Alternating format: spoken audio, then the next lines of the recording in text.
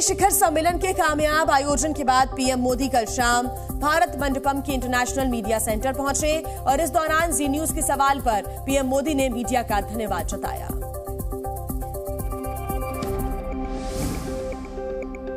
दो दिन तक चले G20 समिट के खत्म होने के बाद पीएम मोदी रविवार को अचानक भारत मंडपम के अंतर्राष्ट्रीय मीडिया सेंटर पहुंचे। पीएम मोदी ने हाथ हिलाकर सभी पत्रकारों का अभिवादन किया। जी न्यूज ने जब समिट के कामयाब आयोजन पर बधाई दी तो पीएम मोदी ने जवाब में थैंक यू कहा। प्रधानमंत्री जी, आपको बहुत बधाई G20 शिखर सम्मेलन। प्रधानमंत्री भारत मंडपम में क्राफ्ट मेले में भी गए। वहां उन्होंने स्टॉल्स पर रुककर लोगों से उनके काम को लेकर बात की। प्रधानमंत्री ने अगले G20 समिट की मेजबानी ब्राजील को सौंपी। समिट के खत्म होने पर प्रधानमंत्री ने कहा कि वैश्विक मुद्दों के सुझाव पर अमल जरूरी है। प्रधानमंत्री ने नवंबर महीने में G20 का एक वर्चुअल सेशन रखने का भी प्रस्ताव रखा है। मेरा प्रस्ताव है कि हम नवंबर के अंत में G20 का एक वर्चुअल सेशन और रखें। उस सेशन में हम इस समिट के दौरान तय विषयों की समीक्षा कर सकते हैं। तो वहीं देखिए, G20 समिट के लिए अब नई दिल्ली घोषणा पत्र को कांग्रेस नेता शशि थरूर ने देश के लिए एक बड़ी कूटनीतिक कामयाबी बताया है। थरूर ने इसके लिए शेरपा अमिताभ कांत और विदेश मंत्री एस जयशंकर को बधाई दी है। दिल्ली के भारत मंडपम में 2 दिन तक चले G20 शिखर सम्मेलन को लेकर कांग्रेसी सांसद शशि थरूर मोदी सरकार के मुरीद हो गए हैं। उन्होंने नई दिल्ली घोषणा पत्र को देश के लिए कूटनीतिक जीत बताया है। So the Delhi Declaration is undoubtedly a diplomatic triumph for India. It's a good achievement because right until the G20 summit was being convened, the widespread expectation was there would be no agreement, and that therefore a joint communique might not be possible. We might have to end up with a chairman's summary. Shashi Tharoor का मानना है कि G20 summit में भारत ने Ukraine मुद्दे को प्रभावी ढंग से संभाला। थरूर ने इसके लिए विदेश मंत्री और शेरपा अमिताभ कांत की तारीफ की। I'm in touch with both Amitabh Kant, the G20 Sherpa, and with our foreign minister, and I would congratulate them because what they have done is certainly very, very good for India. It is not easy to pull off a diplomatic negotiation like this. They both seem to put in a lot of hard effort. And I think one should give credit where credit is due. Tharoor हालांकि कुछ बातों की वजह से सरकार से नाराज भी दिखे। उन्होंने G20 नेताओं के लिए डिनर में विपक्ष के नेताओं सांसदों को नहीं बुलाए जाने की आलोचना भी की। देखिए, नई दिल्ली में G20 समिट के कामयाब आयोजन पर दुनिया भर में भारत का डंका बज रहा है। सदस्य देशों के राष्ट्राध्यक्षों ने भारत में हुई मेहमान नवाजी और समिट की अध्यक्षता के लिए पीएम मोदी की तारीफ की। G20 सम्मेलन के आखिरी दिन रविवार को पीएम मोदी ने तुर्की, कनाडा, नीदरलैंड, दक्षिण कोरिया, ब्राजील, यूरोपीय यूनियन, यूरोपीय परिषद, अफ्रीकी यूनियन के प्रमुख के साथ द्विपक्षीय बैठक की। पीएम मोदी से मुलाकात के बाद फ्रांस के राष्ट्रपति इमैनुअल मैक्रोन ने कहा कि भारत ने G20 की अध्यक्षता बखूबी निभाई और इस दौरान एकता और शांति का संदेश देने की पूरी कोशिश की। 0.5% of our GDP allocated to development projects, and we also want the same to happen at the international level. तुर्की के राष्ट्रपति रेसेप तैयब अर्दोगन ने सुरक्षा परिषद में भारत की स्थायी सदस्यता की दावेदारी का समर्थन करते हुए कहा कि भारत जैसे देश पर हमें गर्व होना चाहिए। G20 की सदस्यता मिलने पर अफ्रीकी यूनियन के अध्यक्ष ने कहा कि जब पीएम मोदी ने इसका ऐलान किया तो उनकी आंखों में आंसू आ गए थे। और देखिए, प्रधानमंत्री नरेंद्र मोदी ने कनाडा के पीएम जस्टिन ट्रूडो को सख्त लहजे में खालिस्तान की नापाक मंसूबों को लेकर भारत की चिंताओं से अवगत करा दिया है। पीएम ने साफ साफ कहा है कि कनाडा में चरमपंथी भारतीय राजनयिकों के खिलाफ हिंसा भड़का रहे हैं। खालिस्तानी समर्थकों का गढ़ बनते जा रहे कनाडा को लेकर भारत ने अपनी चिंताएं साफ साफ शब्दों में वहां के प्रधानमंत्री को बतला दिया है। रविवार को G20 सम्मेलन के इतर पीएम मोदी ने कनाडा के पीएम जस्टिन ट्रूडो से मुलाकात की और इसमें उन्होंने ट्रूडो का ध्यान खालिस्तानी चरमपंथियों की ओर खींचा, जो कि भारतीय राजनयिकों के खिलाफ हिंसा भड़का रहे थे। भारत के विदेश मंत्रालय के मुताबिक पीएम मोदी ने ट्रूडो से कहा कि कनाडा के चरमपंथी तत्व अलगाववाद बढ़ा रहे हैं, भारतीय राजनयिकों के खिलाफ हिंसा भड़का रहे हैं, भारत के राजनयिक परिसरों को निशाना बना रहे हैं, भारतीय समुदाय और उनके पूजा स्थलों को भी धमकी दे रहे हैं। प्रधानमंत्री मोदी ने कनाडा के पीएम से कहा कि संगठित अपराध, ड्रग सिंडिकेट, मानव तस्करी के साथ ऐसे चरमपंथी तत्वों का गठजोड़ कनाडा के लिए भी चिंता का विषय होना चाहिए और ऐसे खतरों से निपटने के लिए दोनों देशों के लिए सहयोग करना जरूरी है। ब्रिटेन के पीएम ऋषि सुनक भी खालिस्तान के मुद्दे पर सख्त हैं। उन्होंने 2 दिन पहले कहा था कि ब्रिटेन में किसी भी तरह की हिंसा स्वीकार नहीं की जाएगी।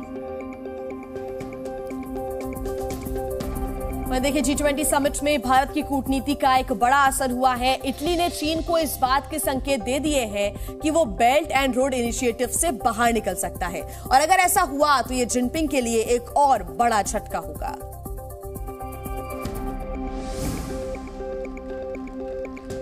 G20 समिट चीन के लिए दोहरा झटका लेकर आया है। जहां एक और Bharat middle east Europe economic corridor पर ऐतिहासिक समझौता हुआ, वहीं G20 के सदस्य देश इटली को पीएम जॉर्जिया मेलोनी ने चीन के पीएम ली कियांग को ये साफ बता दिया है कि उनका देश चीन की बेल्ट एंड रोड इनिशिएटिव से बाहर निकल सकता है। हालांकि मेलोनी ने चीन के पीएम को ये बताया कि इस पर अभी फैसला लिया जाना है। इटली और चीन के प्रधानमंत्रियों की मुलाकात G20 सम्मेलन के इतर हुई थी। जॉर्जिया मेलोनी हालांकि ये जरूर कह रही हैं कि सिल्क रोड छोड़ने से इटली चीन के संबंधों पर असर नहीं होगा। इटली G7 का एकमात्र सदस्य देश है। इटली ने चीन में BRI को लेकर 2019 में समझौता किया था। चीन अपने 2 बड़े project belt and road initiative और चाइना पाकिस्तान इकोनॉमिक कॉरिडोर के जरिए दुनिया में अपनी धाक जमाना चाहता है, लेकिन भारत, यूरोप और मिडिल ईस्ट देशों के बीच इकोनॉमिक कॉरिडोर पर बनी सहमति को चीन के इन्हीं 2 प्रोजेक्ट्स का जवाब माना जा रहा है। अमेरिकी राष्ट्रपति जो बाइडेन ने चीन पर गंभीर आरोप लगाए हैं। अमेरिका चीन संबंधों का जिक्र करते हुए बाइडेन ने कहा कि चीन व्यापार को लेकर खेल के नियम बदलना चाहता है।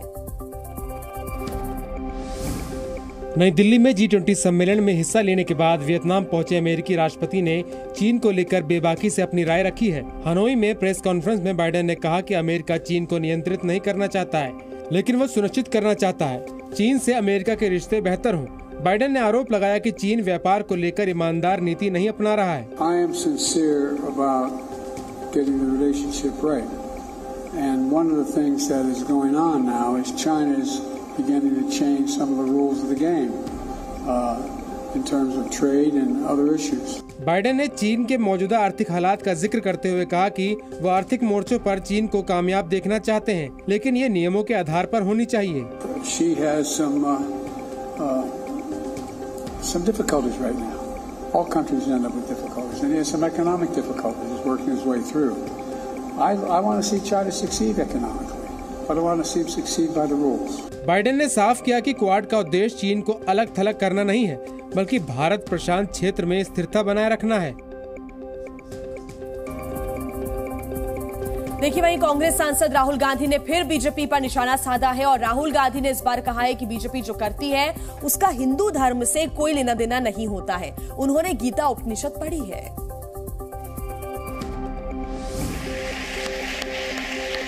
यूरोप टूर पर गए राहुल गांधी ने बीजेपी और पीएम मोदी पर हमले का दौर जारी रखा है। रविवार को उन्होंने फ्रांस की राजधानी पेरिस में एक कार्यक्रम के दौरान दोबारा बीजेपी, आरएसएस और मोदी सरकार को निशाने पर लिया। उन्होंने हिंदुत्व के मुद्दे पर केंद्र सरकार पर हमला बोला और कहा कि उनका मकसद सिर्फ सत्ता हासिल करना है। This is a wrong word. They are not Hindu nationalists. They are nothing to do with Hinduism. They are out to get power at any cost, and they will do anything to get power. उन्होंने India या भारत को लेकर चल रहे विवाद पर भी अपनी प्रतिक्रिया दी। There is something deeper that is going on, which is that people who want to change the name of anything are basically trying to deny history. Rahul Gandhi का ये बयान सामने आया तो प्रतिक्रियाएं भी सामने आई। असम की मुख्यमंत्री हिमंता बिस्वा शर्मा ने कांग्रेस सांसद राहुल गांधी पर निशाना साधा। उन्होंने राहुल गांधी को डुप्लीकेट गांधी बताते हुए कहा कि कल अगर कोई डकैत गांधी नाम रख लेगा तो क्या वो साधु बन जाएगा।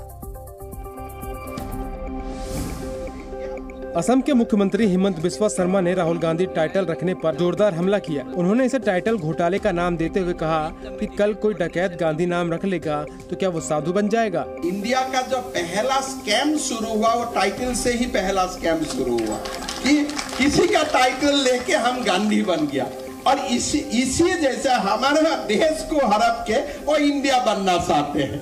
तो हमने बोला, फिर बोलते हैं हमको डर गया इंडिया नाम लेके। मैं बोला काल को अगर डकैत अपना नाम गांधी ले लेगा, क्या वो डकैत क्या साधु बन जाएगा क्या? आप लोग भारत का नाम इंडिया नाम का लेके आप लोग बहुत बड़ा गुनाह किया। हिमंत बिस्वा शर्मा ने कांग्रेस और विपक्षी दलों पर गठबंधन का नाम इंडिया रखने पर कटाक्ष किया। उन्होंने रविवार को कहा कि जब वोट बटोरने का समय आता है तो कांग्रेस के लोग भारत जोड़ो यात्रा निकालते हैं। जब कर्नाटक चुनाव खत्म हुए तो वो इंडिया बन गए। ये कांग्रेस लोग जब वोट बटोरने का टाइम होता है तब करवा लेता है भारत जोड़ो यात्रा, और जब भारत का काम खत्म हो गया, कर्नाटक का चुनाव खत्म हो गया, वो लोग इंडिया हो गया।